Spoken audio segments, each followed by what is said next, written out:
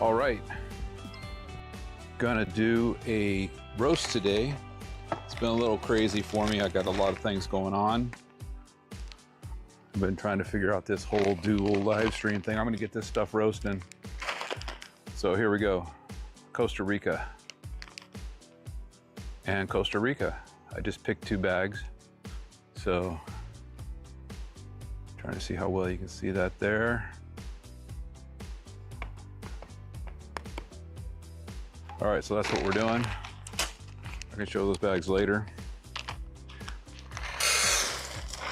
Gonna get this roasting.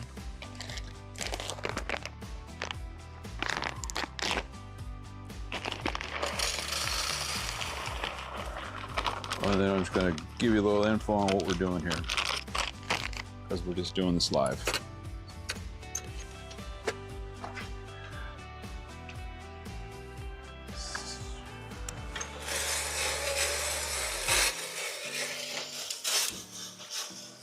All right, see if we can do this without forgetting any steps.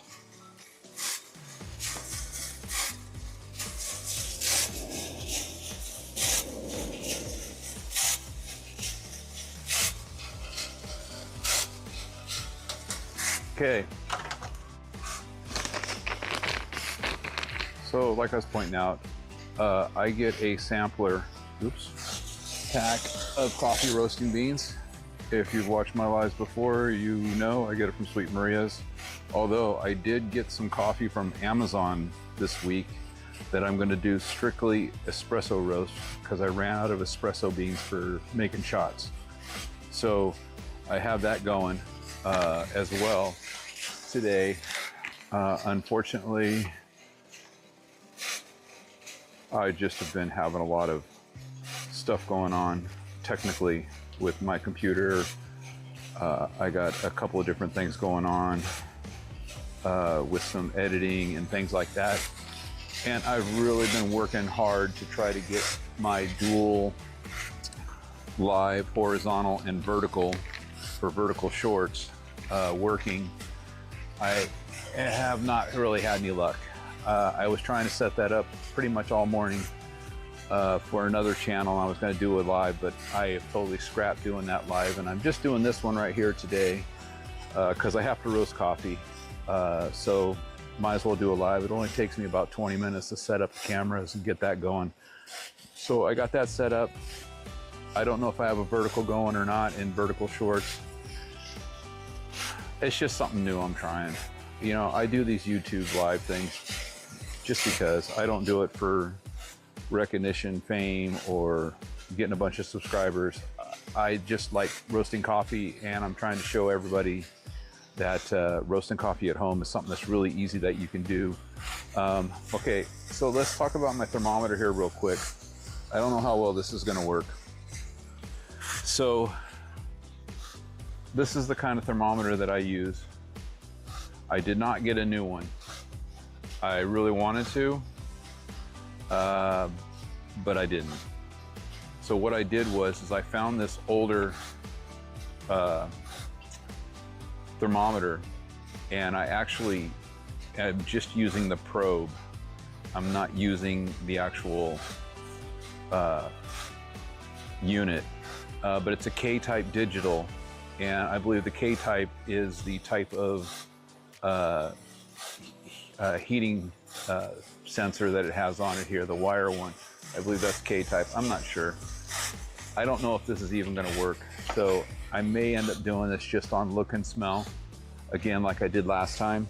But I have it set up. I have it going. We'll see how close it is. I can see it's already jumping around a whole bunch. So maybe it's my actual thermometer that's bad. I really don't know. I need to get a new one. But I have been doing this long enough to where I can get my coffee roasted without having to monitor the temperature so much. When you're just starting, monitoring temperature is going to be probably something you want to do, and that's one thing I really like about this roaster. This roaster here, I don't know if you can see, you've got the window right here that shows what's going on inside, so you can actually see the beans which is a really nice feature. I like it a lot because if I can't use my thermometer and it's not working or it goes out mid-roast, I can just kind of watch what's going on. I know what I'm looking for. When you're just starting, you're going to want to use a thermometer because you're not going to want to go too hot, and you probably won't want to go too cold. We're looking for a temperature around 430 degrees is your basic medium dark type roast. You know, these numbers, you know, vary depending on the beans and all that kind of stuff, on the actual darkness you get, you know, the dryness and all that. But the other feature on this is it has a hole in the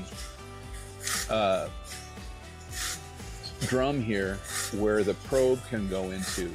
And so you don't have to use this kind of thermometer. You can use a regular digital thermometer, but the only thing I'm going to caution you on, if you do use a regular thermometer, don't leave it in.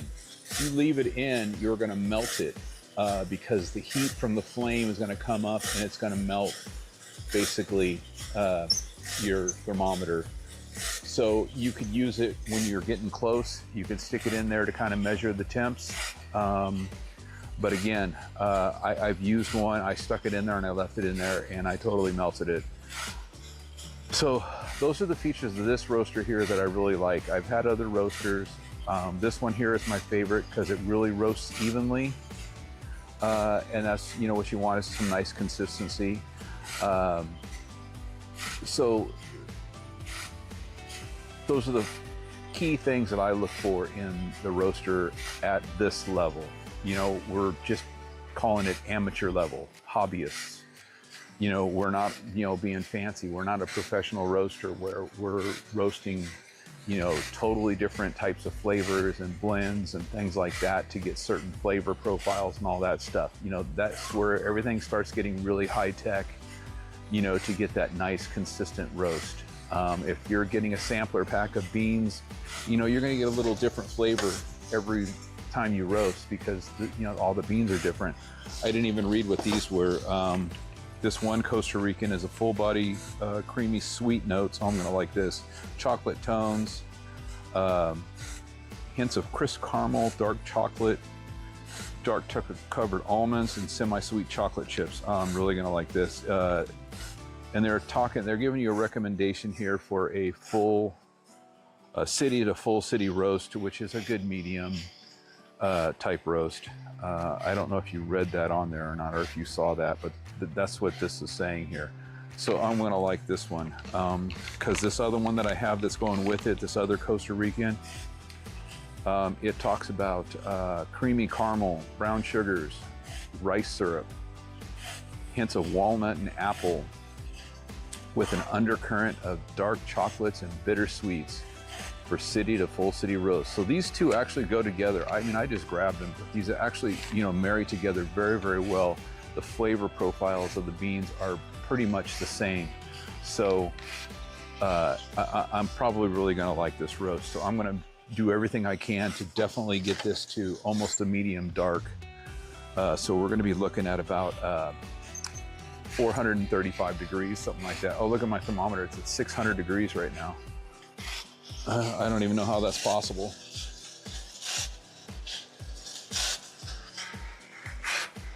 Yeah, this thing is out of control.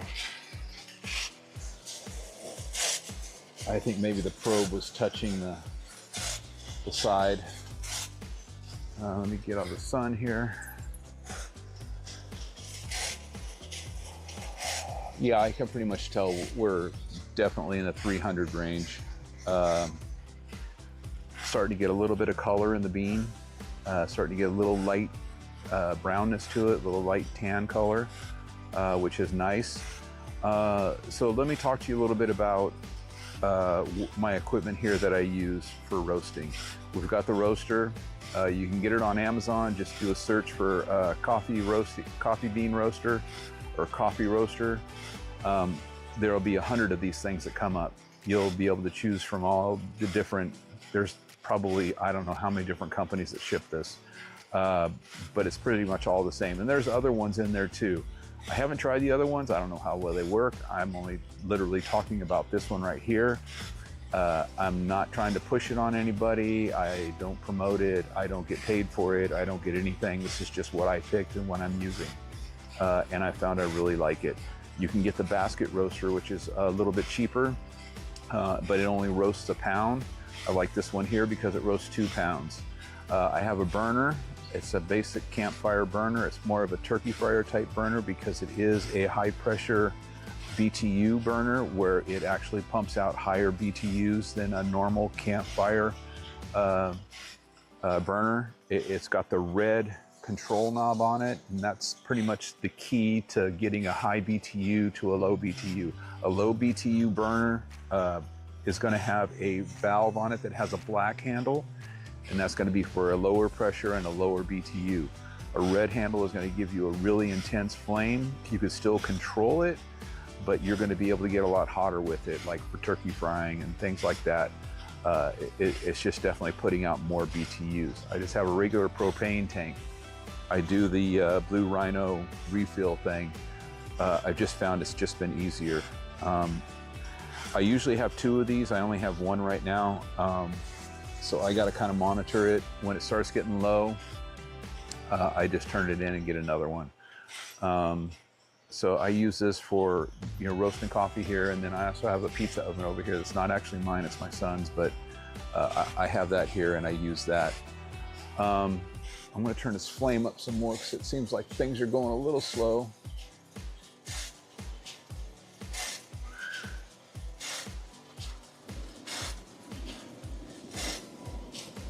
Get this thing going here. So that's the burner, that's the propane, pretty standard. You can get those on Amazon, of course. The burner's probably about, I believe I got this for like $80, $90 a couple of years ago. The thermometer I already talked about. It's a K-type digital thermometer. It's just got the wire probe that goes in here. This works really well for measuring it, and it actually worked really well up until just recently where it started not working so well. So whatever, I've had it for many years. The wire, you know, it gets coated with coffee on it and stuff like that. It's got a little cover here, but you can see, you know, the wire is just kind of twisted and mangled here. It's frayed right here, you know, so it's just not doing good, and it just plugs in, and it does have a positive negative on it. I don't know if you can see that or not, with the way it's on there, but that's pretty much what we're looking at for the temperature probe. I got to pay attention to my beans because my thermometer, I'm not trusting it. So I have 2 types of gloves. I have regular gloves, which these are hot gloves, but I use this for opening the door. What I found is these big fat gloves right here, I can't pull that little door latch open with these on. Now remember, we're going to be roasting to about 430 degrees, so this is going to be really, really hot. Okay, so these are really, really good when you have to pick up the roaster. But here's the problem that you're going to run into. Opening the door with these gloves and then switching over to these gloves to move it is going to be a little bit of a problem. I generally use some channel locks or some pliers or something like that to open it. I haven't been doing that lately. I've just been doing the swap here. So what happens is once you turn the roaster off, the beans fall to the bottom. They're continuing to roast, and the beans that are falling to the bottom are probably getting a lot hotter and roasting a little bit deeper in that whole time where you're trying to get it out of the roaster and into the colanders here. So that's my last step here. My last step here is my colanders. I have a cyclone fan here that's blowing straight up. I got this on clearance, you know, at the end of the season. One year it was like 15 bucks or something like that. I have 2 metal colanders like this right here. And these metal colanders, I use these because they're metal.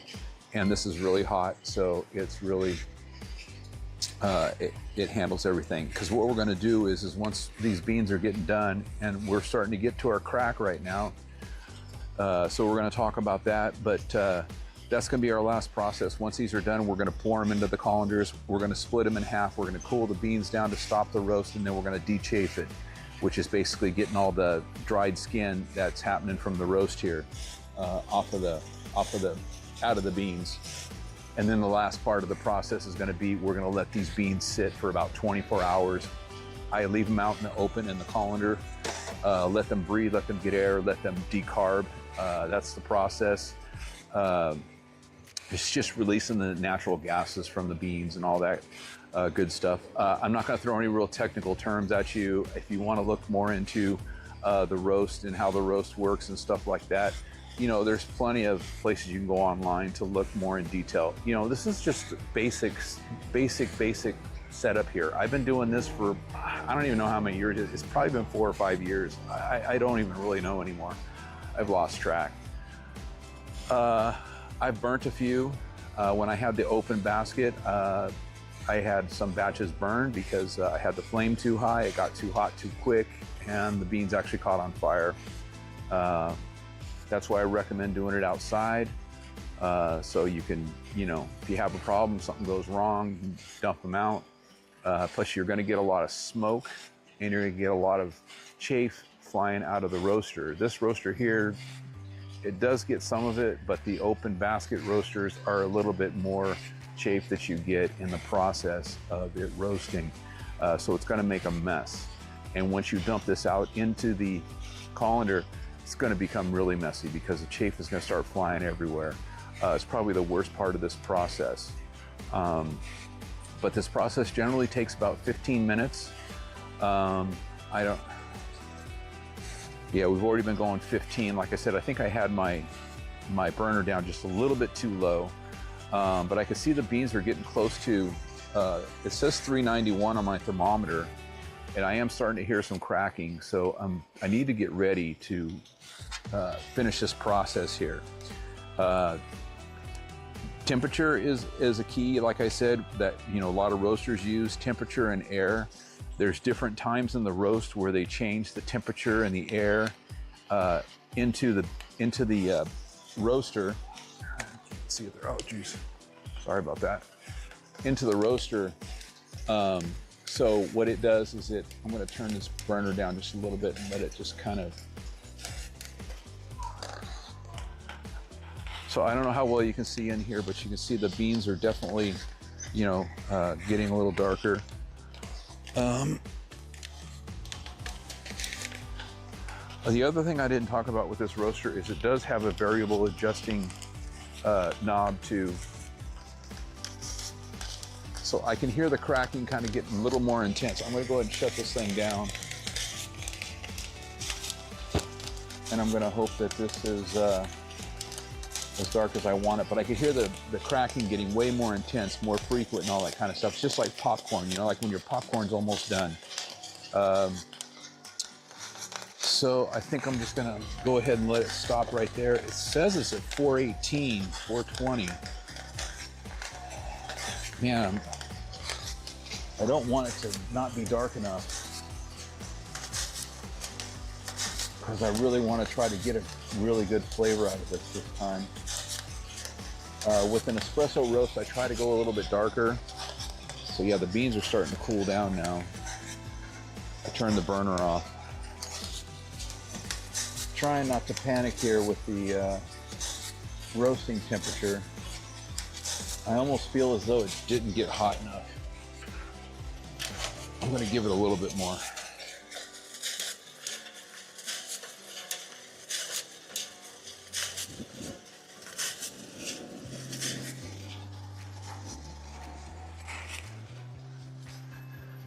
Like I said, I can see in the window here, and I can see, you know, it's hard to really tell what the actual color is of the bean. It definitely looks like it's a light to medium, at least. Doesn't look quite dark enough. So I'm going to trust this thermometer here and let it go to about 425, 426, and then I'm going to shut it down again. I got the burner up high again. And you know, that's something, you know, if you turn the burner off a little bit too soon and it starts cooling down, you know, you can light that thing back up and get that thing getting hotter again. Like I said, it's a way that the roasters actually use to hit their profile notes in their roast. You know, they have lots of notes, and you know, they have a lot of computer programming that they do in their roasters and all that sort of stuff, and it really makes a difference. in your flavors and how you control the roast.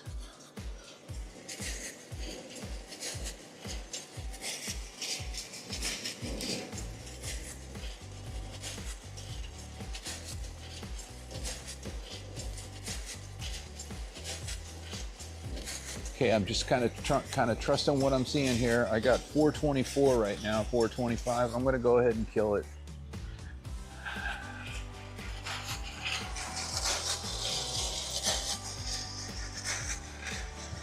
Got 429, 431. Okay, we're gonna go ahead and hopefully call this. Get my door back up here.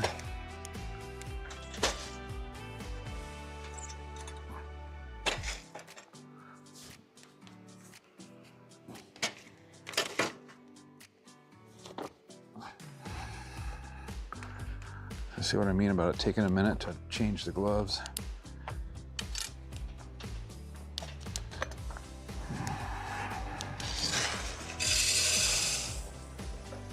Oh yeah, I like that. That's a nice color. I wouldn't have been disappointed if it got a little darker, but I think this is actually a really nice color.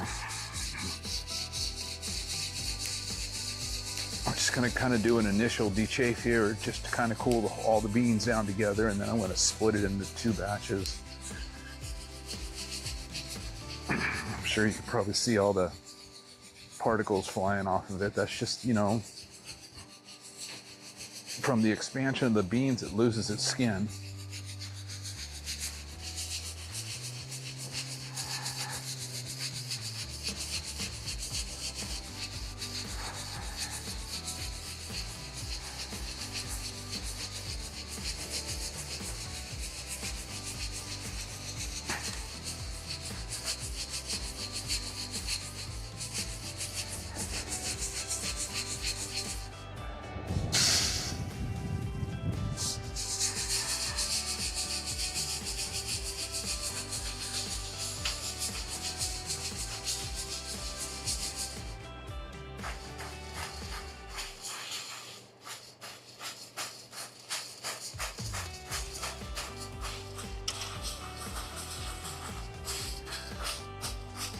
So one of the things I've been working on with my live stream is, you know, I was doing live streams great for the longest time, and then all of a sudden I started having problems with echoing and issues with the volume and just all these different problems going on. And I finally figured out what the issue is. I believe this stream here should be working perfectly. I believe I turned everything off like I needed to, but one of the problems was if I had the stream running on my PC at the same time that it's, you know, sending out the live stream, it was getting a conflict with the audio.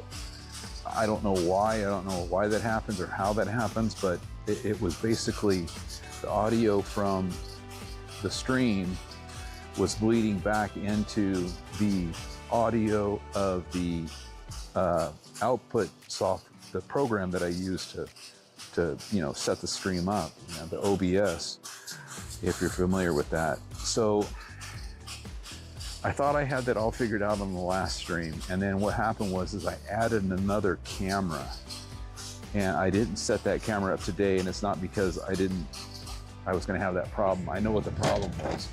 But I added another camera last week in the setup of everything, because I'm usually always rushing to get it set up. It's not even really that I'm rushing, it's just that I'm going through to get it done and get to coffee roasting. And I had the audio on.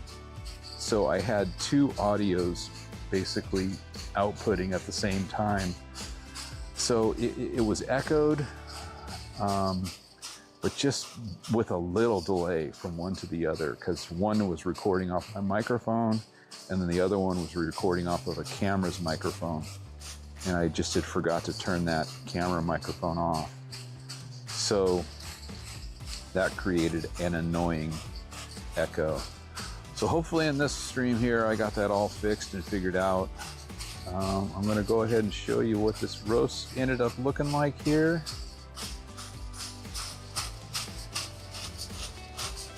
And if there's any experts out there on OBS and vertical and horizontal live streaming at the same time through YouTube, that can help me, man, I could really use a little help.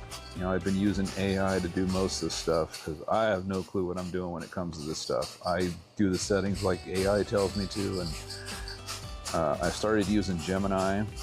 I was using OpenChatGPT, and then I watched a video that said Gemini was better, so now I'm trying it, and I actually do like it better. I feel the responses it's been giving me are better, and I'm basically doing the same conversations I had already had with ChatGPT, and I feel the answers it's giving me are a lot better. So, all right, look at that. So that's definitely a good, I'm gonna call it a medium, kind of light medium. It's definitely more on the medium side, but it could be a little darker. Like I said, it wasn't that I was trying to panic on it. I just was not trying to overdo it, because I'm actually gonna do another roast. I bought some straight Colombian coffee beans. You know, if you want to stick around for another roast, I'm just gonna go ahead and leave the cameras running and do another roast here. But I'm gonna do an espresso roast, and I'm probably gonna crank the temperature up on that. I'm gonna do it probably really quick. And this one here, this next batch, I'm gonna do at 400 and probably 60 degrees. And we'll see if my thermometer gets me going in that direction. So there you have it there for this roast. I think it turned out really good. I need to step inside real quick. I did not bring my other bag out, so I'm gonna be back in just a second to do my espresso roast, and I'm gonna dump these beans out. So give me just 1 second, and we're gonna stick in for the next roast.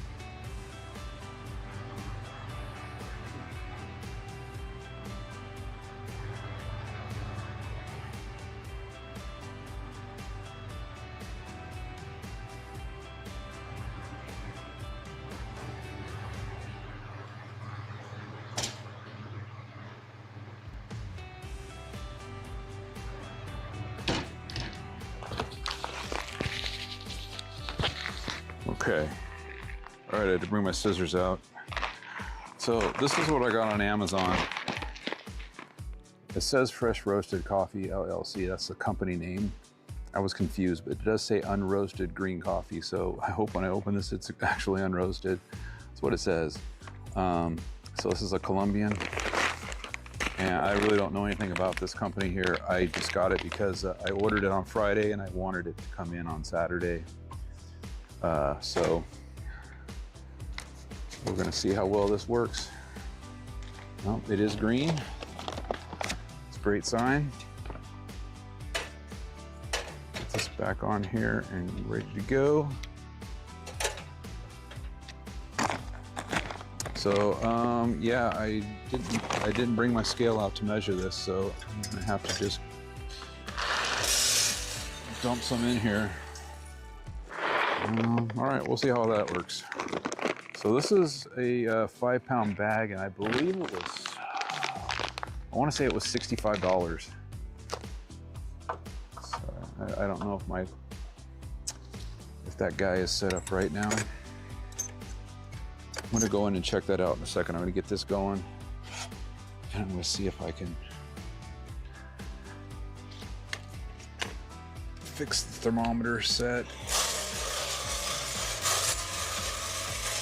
So this is my controller for the roaster right here, just a knob. You can set it for slower and faster. I have it almost turned all the way up. since I'm going to roast it a little bit hotter,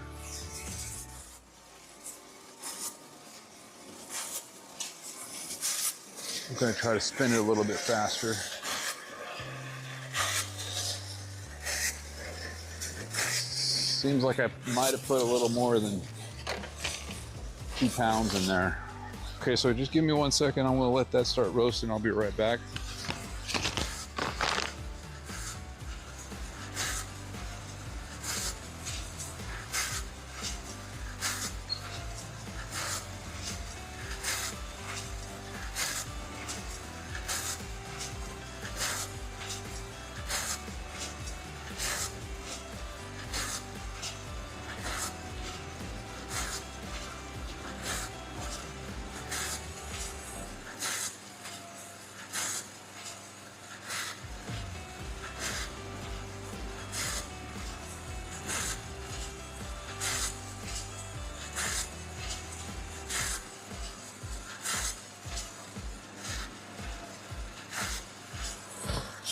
All right, so I need to move this.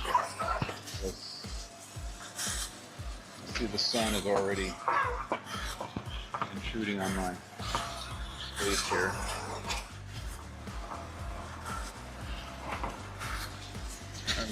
I'm gonna go see if I can fix this. Hold on.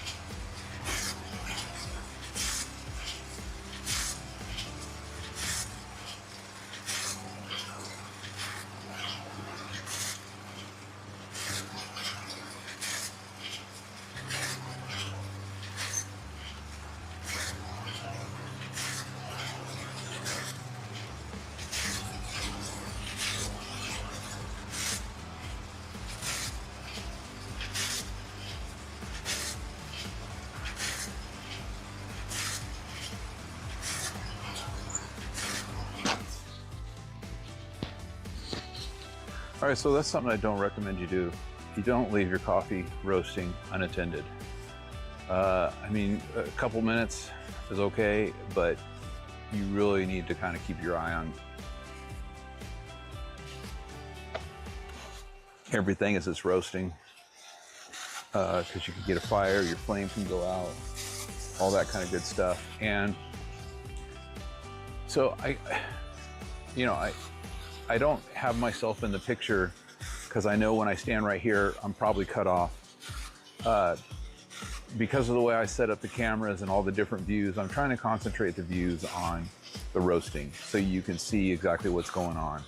You know, it's not about me, it's about the roasting. So I know when I stand back over here in the corner that, I don't know, maybe if I stood way back here, you could see me, but I'm probably cut off right about here or something. I don't really know. So, you know, I'm in Western Washington. You know, the sun is really low in the sky. It's 2 o'clock right now, and the shadows are already getting hugely long. You know, you can see there, my thermometer got covered by the shadow just in the last, 20, 25 minutes we've been doing the roast here. So, and you can see here when I put my hand up, that's what's going on. So we get long shadows in the wintertime. Although the sun's coming back, and actually we're just thankful the sun's out. That's kind of our biggest thing out here, is that we actually have the sun. It's supposed to be a little cold and rainy the next few days, but that's kind of the way it always is. I was actually surprised it wasn't raining this weekend, because they said it was going to be. I was expecting to do this in the garage, but I didn't have to. And that's what I do. If it's raining outside and I got to roast coffee, I roast coffee on Sundays only, and I do it every 2 weeks now, because I do 2 pounds at a time. This extra batch I'm doing today is an espresso blend, espresso batch that I'm doing. That just means I'm roasting it darker, because I'm going to use it for making my shots, my coffee shots in the morning. How I drink my coffee, I have my 16-ounce mug, and I drink one at home in the morning. I get up really early, and I drink one in the morning as I'm waking up, and just kind of hanging out, waiting for time to go to work. And then I do another cup with coffee and 2 shots of espresso. It's 16 ounce. And one of the main reasons I do it is because our new coffee pot, I don't know if you remember this or you've heard this story, but our new coffee pot that we got, it only holds, I think it's what, a 10 cup? I think it's a 10 cup pot, and our other pot was 12 cup. So our other pot, brewed more coffee, and I didn't have a problem. I didn't run out. Well, with this new one, I decided to definitely start doing shots every day in it because I need that extra, 2 ounces or 4 ounces, whatever it is, in my coffee to get a full cup, before I leave for work. We use a coffee maker that grinds the coffee beans before it brews. So our old one was really good. We really liked it, but we've had 2 of them. They've only lasted a year. And they're very expensive. They're like $240 or something like that on Amazon. I forgot the name. I think it's like Bariva or something like that. Anyways, it grinds the beans and then it brews the coffee, all at the same time.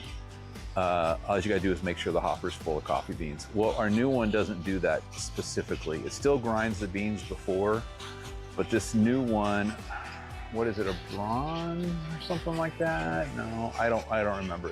I forget what it is. Anyways, you have to measure out the amount of beans you want it to grind. You put the beans in the grinder the night before. We set the timer to go off, and it grinds that amount of beans. And it's not a burr grinder. It's one of those, like, what do you call it? Spice grinder type things. It's got the blades in it. So it basically just is like a blender, and it grinds them all up, and it falls down the little chute into the basket, and then it roasts the coffee. It's still an insulated pot. When we were on emergency coffee making process, we had the Mr. Coffee, and I hated it. I hated it really bad. My problem with the Mr. Coffee is, because we make our first pot at like 4 in the morning, and I don't leave for work until like 6. Sometimes 6:15, 6:30. What happens is, the coffee pot turns off automatically after 2 hours. Maybe there's a way you can set it for longer, I don't know. But anyways, when we first got it, I was making my coffee to go to work, and when I was on my way to work, I'd start drinking it, and oh my God, it was terrible. It was cold, it wasn't even hot, and then if you turn the thing back on again, it just ruins the coffee. It's just burnt and nasty. So I like these insulated pots. They work really, really well. They don't have the heat constantly on it, and they keep the coffee warm for a really long period of time. And then I have the insulated mugs I use for my coffee, so it keeps them warm too. So that's my saga of the coffee makers we've had over the past couple of years, and more recently, our second one going out of the brand we like. I'm off next week, or not next week, the week after, and I might call them and see if there's something I can do to make that thing work. It's just really frustrating. You spend $240 on a coffee grinder and it only lasts for a year. So I'm not recommending you buy it, but if you do, you know, good luck to you. Hopefully you can get some more longevity out of it than we do. You know, we brew a pot every day, and I don't know, I think most people brew coffee every day, so I don't know what the big issue is. My espresso machine's been working really good for me. I haven't had any problems with it. My new grinder that I got, I really, really like it. I've got the settings dialed in to grind my shots down to the perfect, you know, amount into my espresso pot, whatever you call the little cup holder, I forget. So that's all been working out really, really well. I feel like this is just not going as quick as I wanted it to. Just crank this thing up. I want to get this thing going. It says we're at 280. Seems like it's been, oh geez. It's already been going for like 10 minutes. So hopefully if I crank this thing up here, I can get this thing roasted and get it done.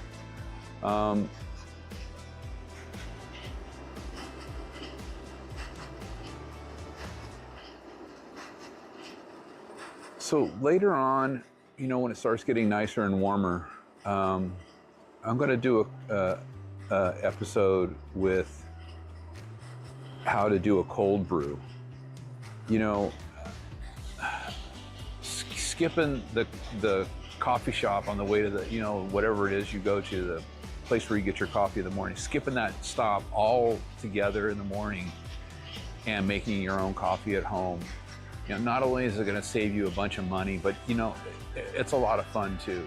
You know, I know most people aren't like me where you get up, you know, 2 hours before you got to leave for work. I don't know. It's just, I'm an old guy. I wake up at, you know, 4 in the morning, even on the weekends. I mean, I get up even earlier on the weekends a lot of times. I get up at 3:30 sometimes on the weekends. And I just, to me, I just feel like I get more out of the weekend that way by waking up early, you know?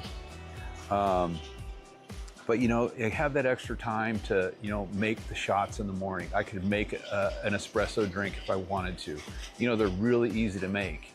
You know, an espresso maker is really easy to operate, especially once you get the process down. You're going to be able to make those espresso shots. Probably the most difficult thing about making your own coffee drink, your favorite coffee drink at home, is learning the frothing. But the one thing I learned when I had a coffee shop was it's really all about the sound that it makes when it's frothing. There's just a distinct sound as it's, you know, getting more and more froth or, you know, done. But you know, it's a temperature thing too. I think it's like a 160 temperature or something like that that you're steaming it to. You know, and that's the only other thing you're going to want to make sure you have is a really good steam attachment with your espresso machine. I don't really use mine, so I couldn't tell you if mine was good or not. I just use straight espresso shots. But you know, making that drink and you know, putting your different flavors in it, you know, your chocolate syrups and all that kind of stuff. You know, you can buy all that stuff. You can go to, I mean, out here we have a place, it's not called Cash and Carry anymore. I always call it Cash and Carry, but you know, Costco Business, I believe, has all these different flavors. But you know, there's public restaurant supply places you can go to. You know, you still pay taxes on it, but you know, restaurants, you know, if they're, you know, tax exempt, they don't have to pay taxes on it there. And I don't know, maybe they get a discount, I'm not sure. But it's really cheap to buy the stuff to do it. And whatever your coffee drink is, you know, look up how to make it and learn how to make it and practice. You know, it's a lot of fun. And, you know, just think about it on Saturday morning when you want your favorite coffee drink and then you're like, oh my God, I got to go to Starbucks or I got to go to the coffee stand or whatever it is, you know, and you got to go get your coffee. I mean, I know how it is. I mean, if I don't have my coffee in the morning, if I leave for work in the morning and I forgot my coffee cup because of whatever reason, you know, I edit a lot of videos in the morning sometimes, so sometimes I'm in a rush getting out because I'm trying to finish something and get it edited and uploaded. You know, I have a few YouTube channels. I just love doing videos and editing videos. So if I forget my coffee, I literally have to turn around and come back and get it. I mean, Usually I'm not too far down the road when I realize it, because I usually take my first sip when I get just around the corner. So it's only a couple minutes lost, and I will be 5 minutes late to work just to come back and get my coffee. I don't really care, but I gotta have my coffee. But you know, as soon as I get around the corner from my house and over towards the main road, there's a coffee stand right there. And I just laugh at people every morning as I drive by that thing, and it's so freaking busy. There's like, you know, 5 cars on each side, 2 lanes, you know, and you know, there's that many people just sitting there waiting to get their coffee. And I'm like, oh my God, what a waste of time. I'm an impatient person, so I don't like waiting in lines. So I don't do that. Man, I feel like I have this stupid burner up really high, and it's just not doing it. It says 362 right now, but come on, people, let's go.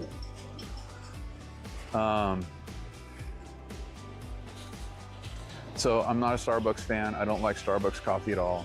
You know, I'm a regular coffee drinker. I think Starbucks regular drip coffee is the absolute worst thing in the world. I used to have my own coffee shop, and that's where I learned a lot of the processes, and I learned the reason why I don't like it. You know, if you know anybody that works at a Starbucks roasting facility, you know, their process is to burn the coffee. It's literally got a burnt flavor to it. My coffee doesn't even smell like it's burning, even when I'm roasting at a high temperature, like 460 or whatever, doing an espresso blend. It doesn't even smell like it's burning. But I've told this before. You know, we have a Starbucks roastery place by my work that we drive by. I don't drive by it all the time, but when I do and they're roasting, it just smells like burnt roasted coffee.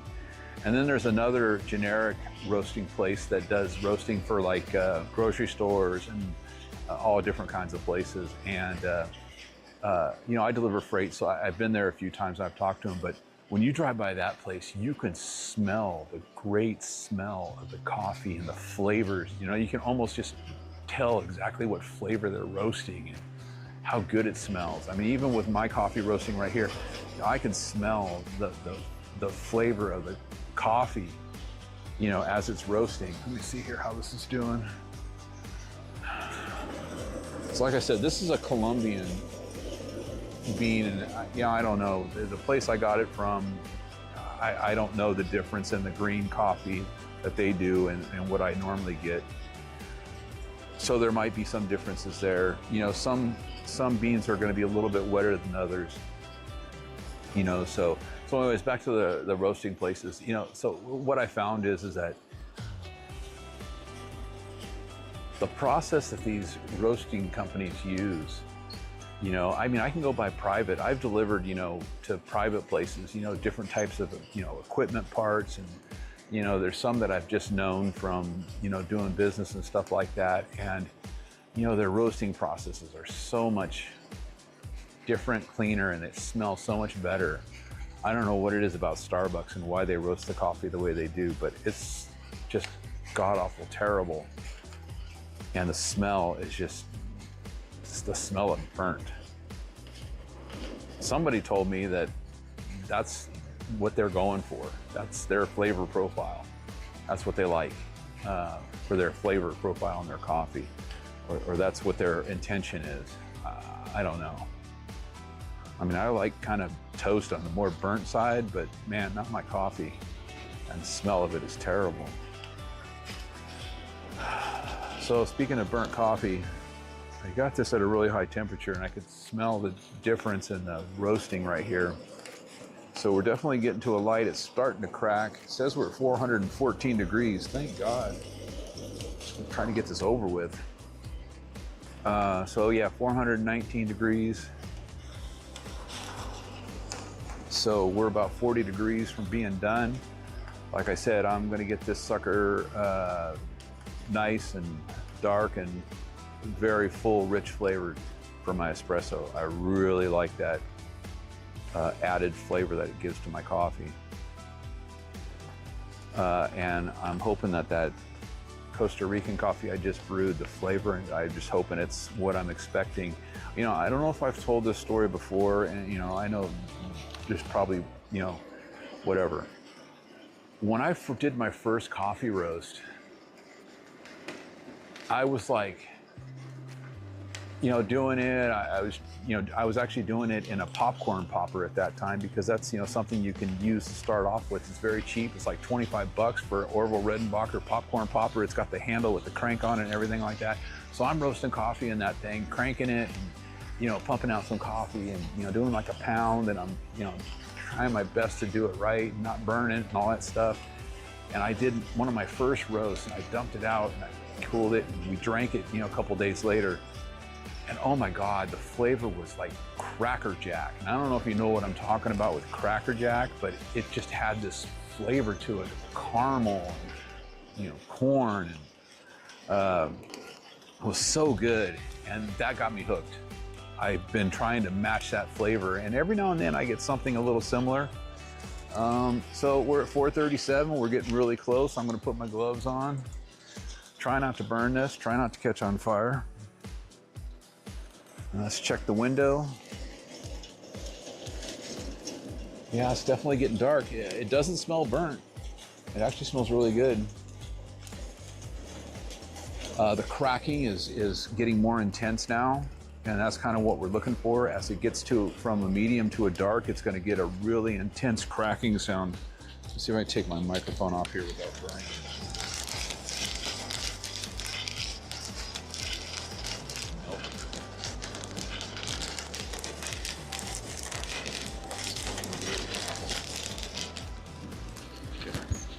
Got to pay attention. We're at 444 degrees. So what I'm going to do is when this thing gets to about another 452, I'm going to turn this burner off and I can see that smoke is getting a little bit thicker than I like to see it. So I'm going to go ahead and shut this down. It's at 450 right now. And there you go. You see it's getting really intense smoky. I'm going to go ahead and let this kind of roll out here and cool. Temperature still staying at about 445. And here's that great reason why you don't want to be doing this in your house, especially when you're doing a really dark roast like this. This is really, really. All right, I'm hoping when I open this thing up, it's not on fire. But we're gonna find out. Sucker's hot.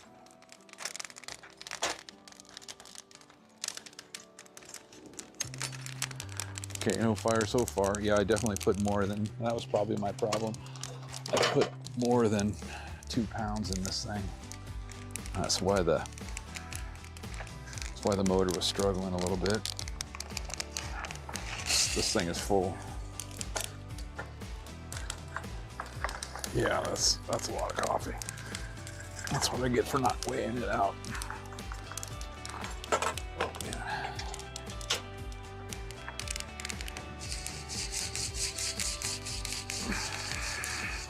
I can see it's got a nice oily look to it. It's really full, so I'm having a hard time trying to cool it down.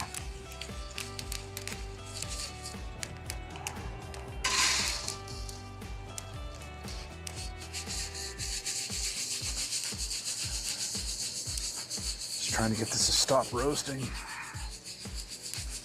There's not a lot of chafe in this. That's always good.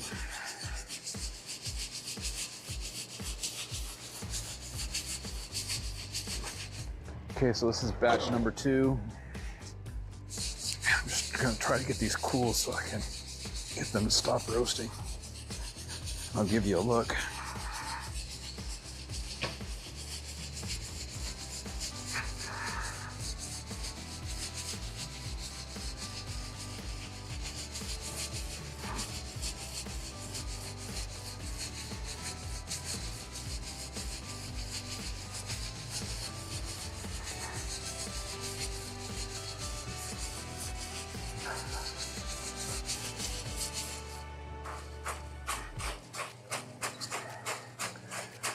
So the darker you roast, the more oily the bean gets. And then what happens is the chafe kind of sticks to the bean a little bit more in the basket here, so it's a little harder to do the de-chafing here. And this is gonna mellow out as the day goes on, like the decarb process goes on. It's probably gonna look a little intense now, but it's gonna get a little more oily.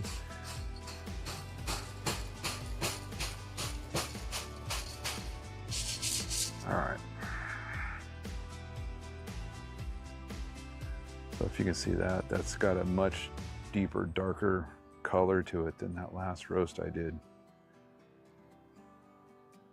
And you can see there that, you know, it's 450 degrees. I mean, on my broken thermometer, so I really don't know how dark it got. I could definitely tell that by the intensity of the cracking that was going on, the temperature was pretty well up there.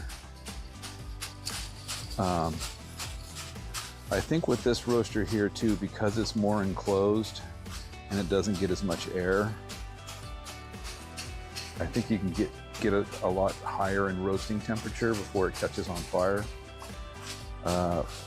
My other roaster was the basket roaster, so it was like basically just a screen basket, and lots of air would get into it. So what was happening was if it got too hot, air flowing over it just, you know, started a fire. I've only burned 2 batches in my lifetime of roasting where it actually caught on fire. And that was just strictly from trying to go as dark as I could, because I really do like the dark roast. I don't know how well I'm gonna like this Colombian dark roast, but my neighbor's from Colombia, right over here. So I might give him a little, grind him some up and give him some.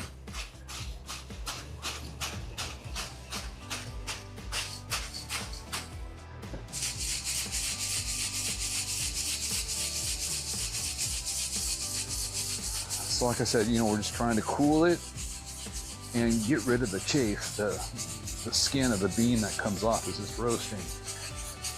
I know you really couldn't tell when I opened the basket, but so when I poured those beans in the basket, you know, I didn't know how much I was putting in there. I think I put half the bag, and it's a 5-pound bag, so I definitely put over 2 pounds. But when I opened that hopper up, when I was done roasting, the thing was like full. And I've never had that before when I do 2 pounds. So I clearly did more than 2 pounds of coffee here. I could just tell by how much is in these colanders.